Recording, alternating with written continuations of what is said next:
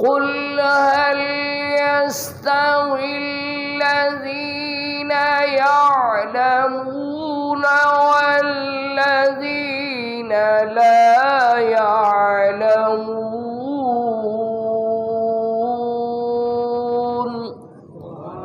اے محبوب فرما دو کہ علم والے اور بے علم کیا برابر ہو سکتے؟ آج میں نے خطبے میں آپ کے سامنے سورۃ الزمر کی آیت نمبر 9 تلاوت کرنے کا شرف حاصل کیا ہے۔ اس میں اللہ تعالیٰ نے علماء کرام کی شان کو بیان فرمایا ہے۔ ہر انسان اگر سوچے تو یہی بات سامنے آئے گی کہ علم والے اور جاہل برابر نہیں ہو سکتے۔ اب ان کے درجے کتنے بلند ہیں اس کا بھی اللہ نے سورۃ المجادلہ آیت نمبر 13 میں اس طرح سے تذکرہ فرمایا ہے، يَرْفَعِ اللَّهُ الَّذِينَ آمَنُوا مِنكُمْ وَالَّذِينَ أُوتُوا الْعِلْمَ دَرَجَاتٍ۔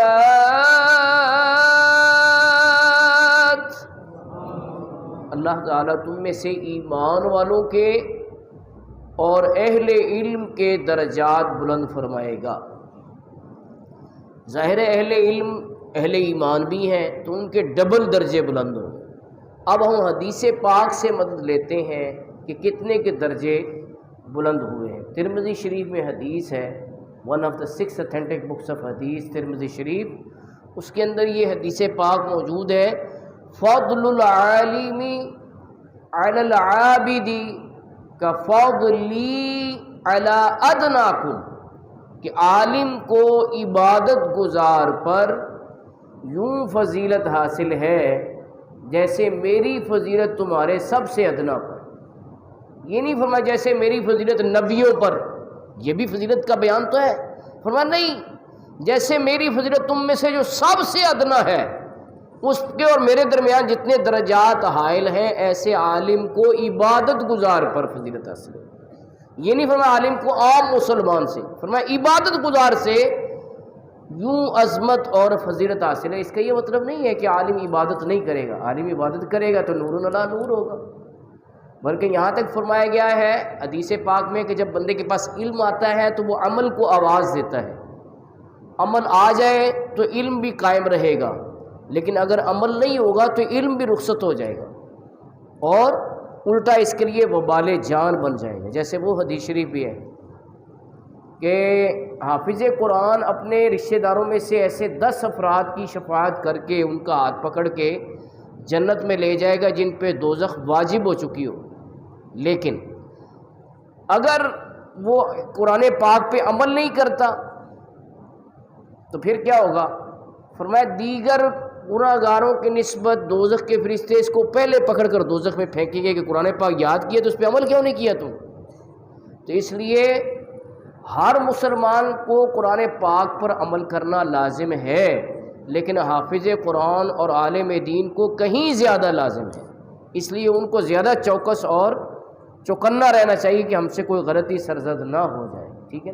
کئی حافظوں نے یہ عادت بنائی ہوئی ہے، استغفر اللہ معاذ اللہ، دین کا مذاق اڑاتے ہیں کہ رمضان شریف میں داڑھی رکھ کے مصلی سناتے ہیں کہ جی ظاہر ہے دین کا حکم ہے کہ مصلی پہ وہی کھڑا ہو سکتا ہے جس کی پوری ایک مشت داڑھی ہو، اگر ایک مشت سے کم کرتا ہے تو وہ مصلی پہ کھڑا ہونے کا حقدار نہیں ہے۔ یہ تمام کتابوں میں لکھا ہے، فتاوی رضویہ میں، بہار شریعت میں، جس کی ایک مٹھی سے کم داڑھی ہوگی تو اس کے پیچھے اگر کوئی نماز پڑھے گا وہ واجب العیادہ ہے، لوٹانی پڑے گی۔ اب یہ حافظ کیا کرتے ہیں، یہ یار لوگ تو میں مصلی پہ کھڑا نہیں ہونے دیں گے، تو یہ رمضان شریف میں داڑھی رکھ لیتے ہیں اور مصلی سناتے ہیں، پھر پیسے وصول کرتے ہیں، ہزاروں روپے وصول کرنے کے بعد چاند رات کو یہ بدبخت داڑھی مڑا دیتے ہیں۔ بدبخت ہی کہنا چاہیے کہ دین کے ساتھ مذاق کر رہے ہیں کہ مصلی سنانے کے لیے داڑھی رکھ لی رمضان شریف میں، جیسے ہی چاند رات آئی تو سرے سے منادی۔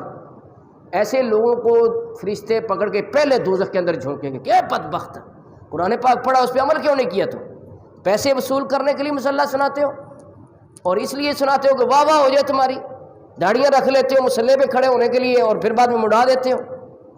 تو سوچنا چاہیے ایسے لوگ پہلے دوزخ کا ایندھن بنیں گے کہ لوگوں کو تو درس دیتے رہے سنت پہ عمل کرنے کا، اور خود سنت پہ عمل کرنے کی باری آئی تو انگریزوں کے پیچھے چل پڑے کہ انگریز خوش ہو جائیں میں ان کا فیشن اپنا لوں۔ تو سوچنے کی بات ہے، اس پہ بار بار سوچنا چاہیے۔ میں عالم کے درجات بیان کر رہا تھا، ترمذی شریف سے ایک اور حدیث بیان کر رہا ہوں، فرمایا فقیہ واحد اشد علی الشیطان من الف عابد، کہ ایک فقیہ جو عالم ہے وہ 1000 عبادت گزاروں سے زیادہ شیطان پر سخت ہے۔ کہ عبادت گزار اپنی فائدے کے لیے عبادت کر رہے ہیں، لیکن عالم جو ہے ہزاروں کو دوزخ کے رستے سے بچا کر جنت کے رستے پہ لے جانے کا سبب بن رہا ہے۔ امام محمد بن حسن رحمۃ اللہ علیہ جو امام اعظم کے جلیل القدر شاگرد ہیں، ان کے آگے شاگرد ہیں امام شافعی، کیونکہ امام شافعی کی والدہ کا نکاح ان کے شوہر کے مرنے کے بعد دوسرا نکاح ہوا تھا امام محمد بن حسن سے، تو امام شافعی نے امام محمد بن حسن کے ہاں پرورش پائی ہے۔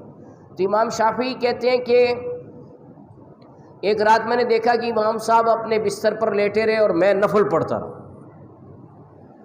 تو امام صاحب اتنے بڑے امام رات کو تہجد کے لیے بھی نہیں اٹھے، سوتے رہے، اور صبح اذانیں ہوئی فجر کی تو وضو بھی تازہ نہ کیا، اسی طرح ہی چل کے نماز پڑھا دی۔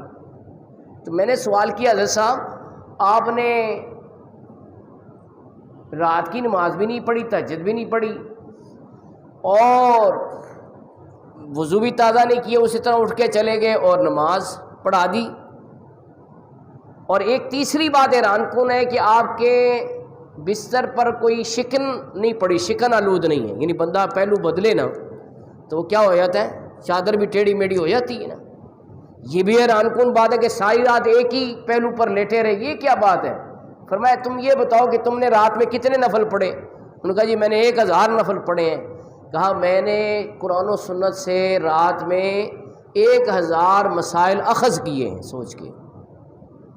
تو اب بتاؤ تمہاری رات اچھی ہے یا میری رات اچھی ہے؟ کہ میں بھی رات کو جاگا ہوں، تم بھی رات کو جاگو، چونکہ جاگتا رہا ہوں، سویا ہی نہیں تو لہذا میرا وضو ہی نہیں ٹوٹا۔ سونے سے وضو ٹوٹتا ہے نا، لیٹا ضرور رہا ہوں لیکن لیٹ کر میں غور و خوض کرتا رہا ہوں۔ اور حدیث پاک میں تفکر و ساعت خیر من عبادت سنت، ایک گھڑی دین میں غور و فکر کرنا پورے 1 سال کی عبادت سے افضل ہے۔ تو فرمایا کہ اب بتاؤ کہ تمہاری رات افضل ہے کہ میری رات افضل ہے؟ امام شافعی نے فرمایا کہ جی آپ کی رات میری رات سے افضل ہے، کہ میری رات تھی اپنے لیے کہ میرے درجے زیادہ ہو جائیں، میرا عبادت کا توشہ اکٹھا ہو جائے، اور آپ کی رات اس لیے تھی کہ امت مصطفیٰ کے لیے سہولت ہو جائے، ان کے مسائل کا حل نکل آئے، آپ اس میں غور و خوض کرتے رہے۔ امام محمد بن حسن کے حالات میں لکھا ہے کہ رات کو جب نیند آتی تو آپ اپنے پاؤں بالٹی پانی کی بھروا کر اس میں رکھ دیتے تھے تاکہ نیند اڑ جائے۔ لوگوں نے کہا جی جسم کا بھی حق ہے، سونا بھی چاہیے، آپ راتوں کو جاگتے رہتے ہیں۔ تو آپ نے ایک بڑا قیمتی جملہ فرمایا کہ لوگ سو رہے ہیں اس لیے کہ امام محمد بن حسن جاگ رہا ہے اور ان کے مسائل کا حل ڈھونڈ رہا ہے، لیکن اگر میں بھی سو گیا تو امت مصطفیٰ کے مسائل کو کون حل کرے گا؟ نئے نئے جو مسئلے پیدا ہو رہے ہیں ان کا دین کی روشنی میں حل کون بیان کرے گا؟ اس لیے میں راتوں کو جاگتا ہوں۔ تو جناب یہ ہیں علماء کرام جن کی شانوں میں یہ آیتیں اور حدیثیں آئی ہیں کہ 1000 عبادت گزاروں پر یہ ایک فقیہ ہی بھاری ہوتا ہے۔ تو ہمیں علماء کا ادب کرنا چاہیے، ان کو دین مصطفیٰ کا نائب سمجھنا چاہیے، دین مصطفیٰ کا وارث سمجھنا چاہیے، اور ان کی توقیر اور تعظیم کرنی چاہیے۔ احادیث پاک سے ثابت ہوتا ہے۔